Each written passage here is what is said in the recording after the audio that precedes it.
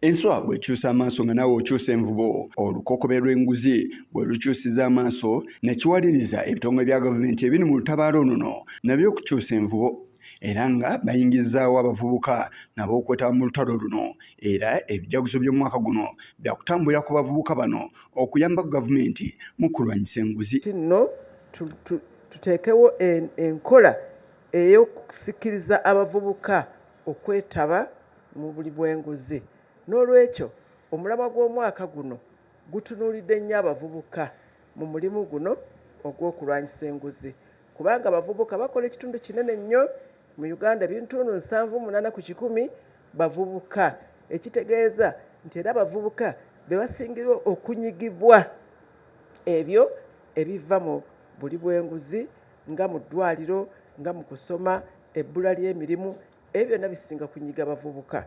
N'olwekyo abavubuka tukubye eggwanga mujje muyingire olutalo olw'okulwanyisa obuli bw'enguzi. Kaliisoliiso wa gavumenti Betty Olive Namisamukamya ng'ali wamu n'abakulira ebitongole ebirala ebiri mu lutalo luno basabye bannansi nti omwaka guno ogutandise bonna ke kaseera okuyimirira ku bigere byabwe bagambe nti ekimala kimala.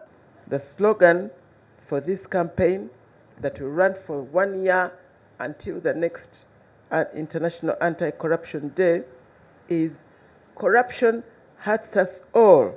Speak out. Your voice matters."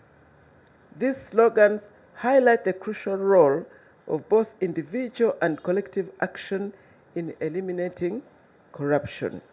They encourage people to use their voices to report corruption activities, to hold leaders accountable, but more importantly, to say no to corruption. The war includes sacrifice of individuals. Reverend Canon Aaron Mwesige okuva ministry ey'empisa n'obuntubulamu akwasaganyiza okulemerawo kw'obuli bw'enguzi ng'ate ebitongole ebigirwanyisa bingi webiri ku nkyusakyusa awamu n'obukodyo enguzi bweyitiramu. Has got many eyes and you can direct your arrow or your bullet in one eye without taking into consideration another eye. There are many eyes, bearing in mind that corruption is like cancer or is like a disease. It's therefore a process. Healing takes time. You don't heal just once.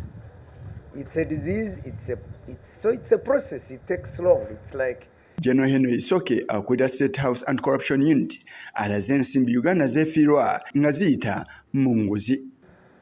That on average we are losing more than 10.8 or so trillion to corruption.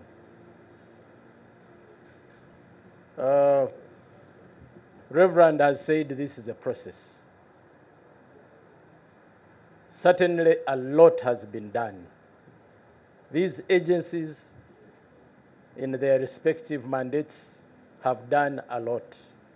Kamya akuutidde bannansi okwenyigira butereevu mu kulwanyisa enguzi eno. International Anti-Corruption Day, and I end up by calling on the entire population of Uganda to join the war against corruption by starting with yourself.